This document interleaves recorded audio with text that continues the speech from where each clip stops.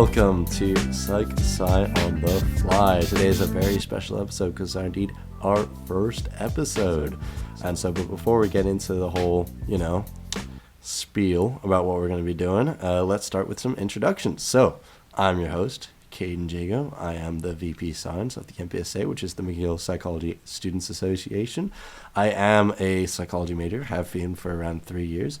And I have worked in an animal lab for about 1 year under Olivia Hart. And something I'm very passionate about within psychology will definitely be behavioral neuroscience.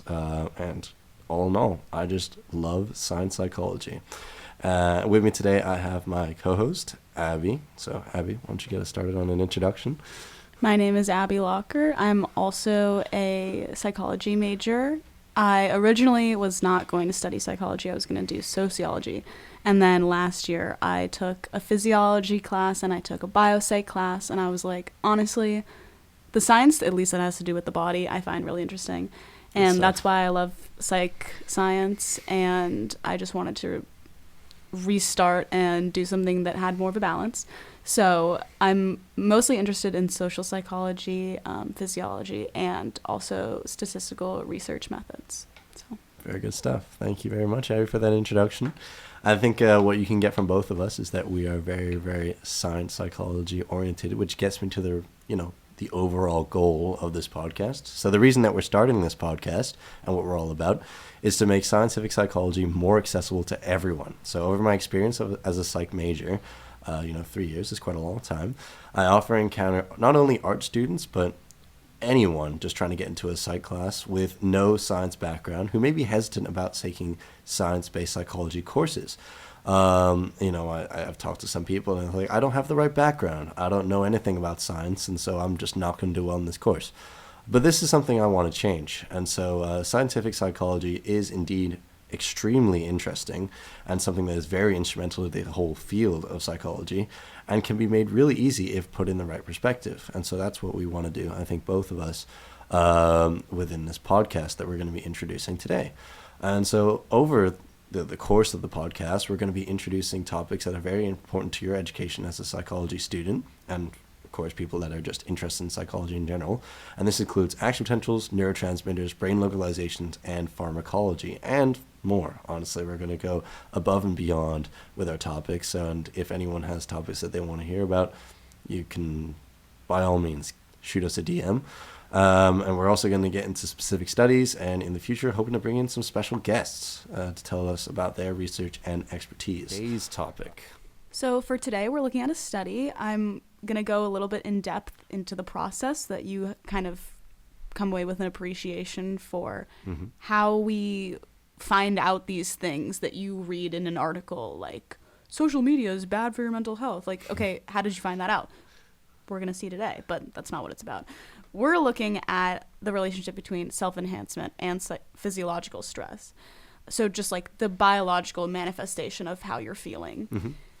Because it's exam season, like it always is. Very important. Very important to know this stuff. You might be feeling some stress right now. Maybe it's biological, like heart racing, can't sleep. You don't really have conscious control over that. Or you could be feeling like, oh my God, what am I doing? And it's mostly like your conscious thoughts, like I need to study. And so we're going to look at kind of the relationship between the two and how it differs among people with different personalities. Good stuff. Okay. So before we get into this study, which sounds very, very enticing, we're going to look over some definitions. Obviously, we know that some of the listeners, some of you guys, don't have the background in psychology that we necessarily do. And so what we're going to do before every episode, before whatever we get into, we're going to describe certain terms that may not be familiar. And so the first term being cortisol. And so that's basically the whole subject of the study that we're about to get into, which is basically a hormone that is released as a biological response to stress. It's the hormone that you get when you're feeling adrenaline, when you, I don't know, lost your bike or something, your bike's been stolen, or you realize that an assignment was due for the next day and you completely forgot, and you're like, oh my God, I really need to get going. That's cortisol. And so that's the cortisol that's actually going through your blood system. When it comes to where the cortisol comes from, that's going to be the adrenal glands. So the adrenal glands are going to produce most of the hormones to help regulate not only your metabolism, but also your immune system, your blood pressure, your response to stress, and other essential functions. So basically, you really need your adrenal glands, because if you don't, then these various different functions are actually going to fail, and they're going to be pretty necessary for your day-to-day functioning in general, such as metabolism. So people that don't have the adrenal glands will unfortunately have to take medication.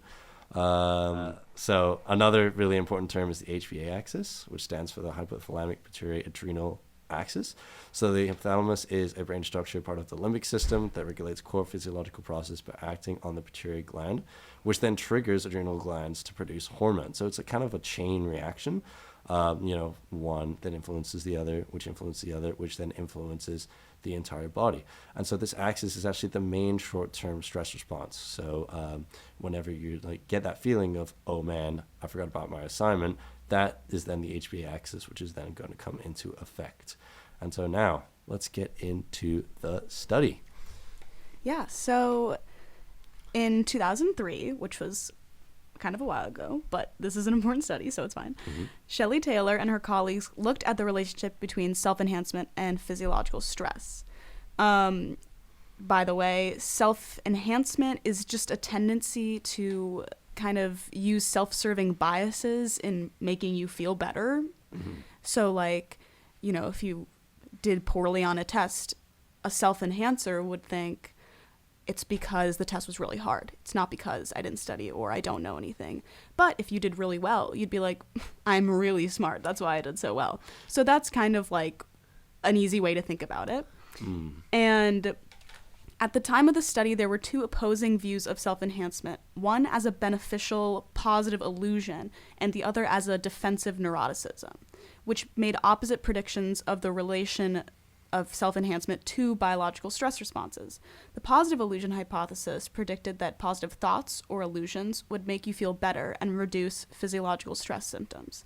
But defensive neuroticism is a concept of pushing down or suppressing negative thoughts, and that predicted that you would experience more physiological stress when you were forcefully suppressing thoughts. So we could basically consider self-enhancers as people who are a little delusional, perhaps? Yeah. Yeah.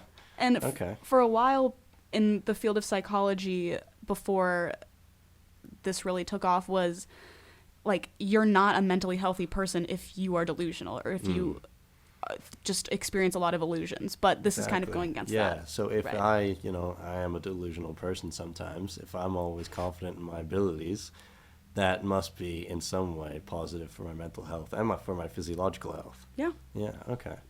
Interesting. So Taylor and her colleagues took some UCLA students. They measured their personalities and then they subjected them to stressful tasks and compared their physiological symptoms to test these two hypotheses to see which one do we think is actually right. And these participants arrived between 2:30 and 4:30 p.m. to minimize variability in their cortisol levels due to natural rhythms that you experience during the day. Mm-hmm. Your cortisol peaks in the first 30 minutes of waking up, and it reaches its lowest by bedtime. Okay. And they took these samples to measure the baseline amounts of cortisol before they were given any treatment. So they actually, how did they take the samples again? They swabbed the inside of their mouths because the salivary glands also secrete hormones and proteins that are present in plasma, like cortisol. So that's a good non-invasive way. Yeah. So not only does cortisol find itself all around the bloodstream, it finds itself in the adrenal glands, it finds itself in the brain, it also finds itself in our saliva as well. Yes. Okay. Yeah. It really is everywhere. She gets around. So they took their baselines and then they filled out a questionnaire, which was used to separate them into these comparative groups of low and high self-enhancers. And these questions were just about self-relevant information like their relationships, their coping mechanisms, hobbies. And then after that, they were subjected to stress-inducing tasks. Okay. Do you know what kind of stress-inducing tasks? So For example, they asked them to count backwards by 7s from 9,095 and by 13s from 6,233. I just want you all at home to try to do that right now if you have the time and see how that makes you feel. Yeah, it's pretty ridiculous and abstract, but in an experiment, researchers aim to isolate variables of interest and limit the effect of anything that interferes with their observations. So sometimes it's kind of like, how is this realistic? What are we observing that would happen in real life by making them do this? Do this sort of stuff. But I think Taylor and her colleagues did a good job reflecting real life situations, honestly, because like in school, you might not be asked to count backwards by 7s, but you might have to do calculus, which is also not very intuitive. So, you know. Not only that, but you're going to have to do exams in which the time limit may be unfairly given. Yeah. And so when you're trying to do various different questions, someone's like, okay, time to give me your paper now. And you're like, okay, got to think fast, got to keep it going. And, you know, it's difficult. It makes you very, very, very stressful thinking about this sort of stuff. Yeah, and they also reflected that in the study. They told them, first of all, to go faster at some points. Oh, my God. Okay. Yeah, while they were having them do these tasks.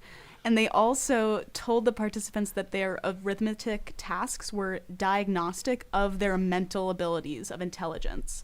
So when they were having them do this, they were like, by the way, this like tells us how capable you are of like performing mental tasks. And then they also told them that their scores would be compared with other participants.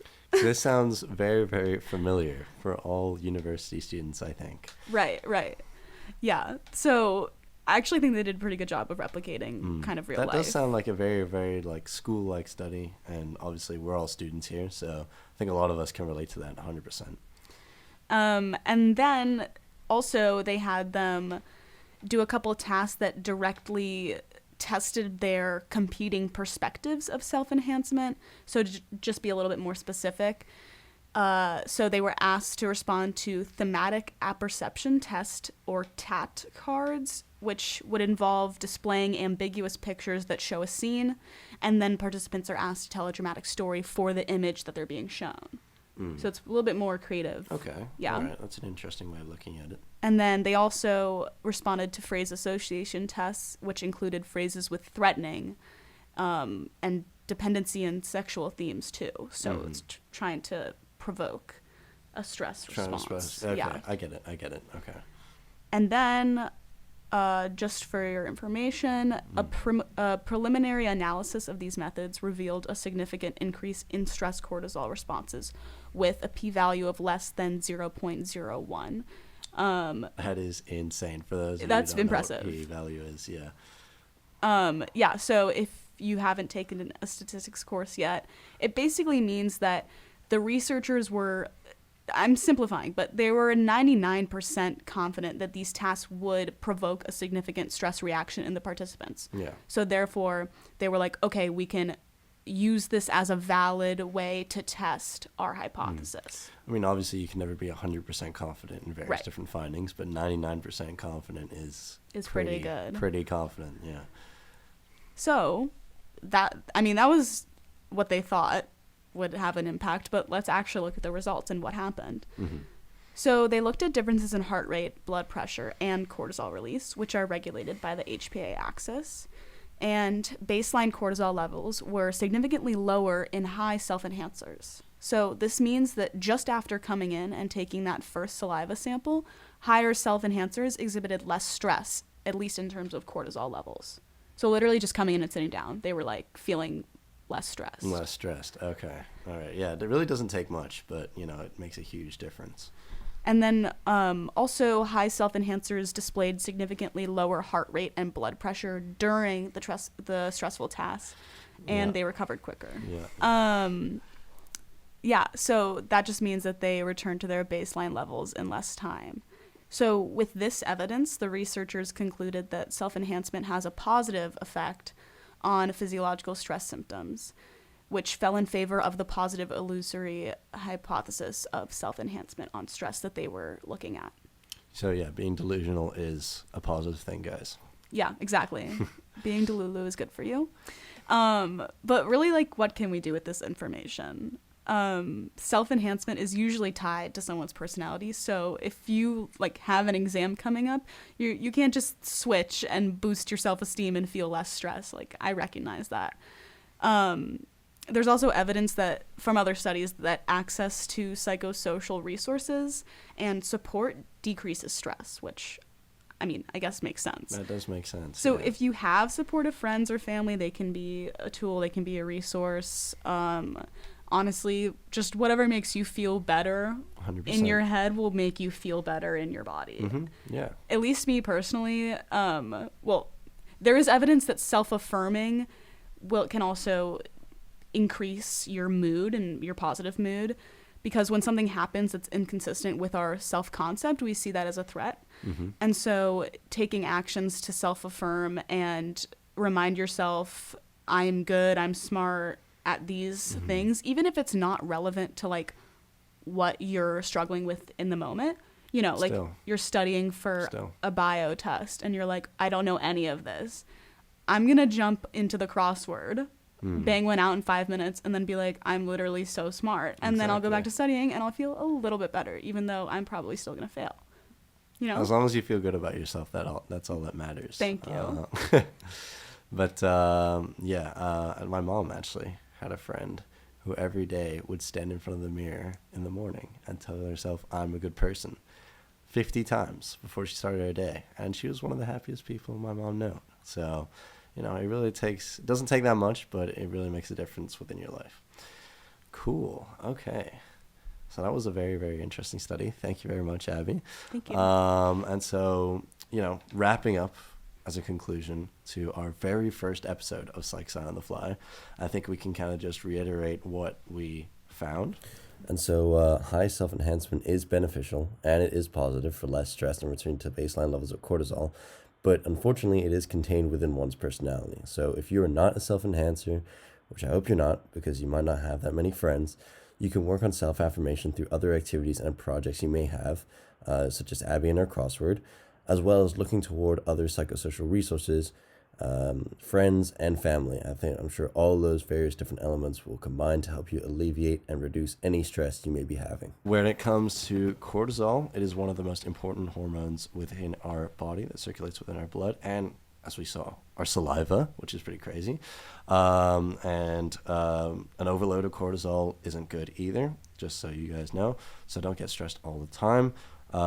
It can lead to various different illnesses and injuries, such as, you know, not being able to recover from injury as fast as someone on a low level of cortisol would be, which has been proven by numerous different studies. And it can actually lead to Cushing syndrome, which is basically the gain of a mass amount of fat very, very, very quickly. So just take some time, talk to people that you really enjoy spending time with, reach out if you need, various different psychological resources, and yeah, just feel good about yourself. So thank you very much, guys, for listening. That concludes our very first episode. Have a great day, guys. Take care.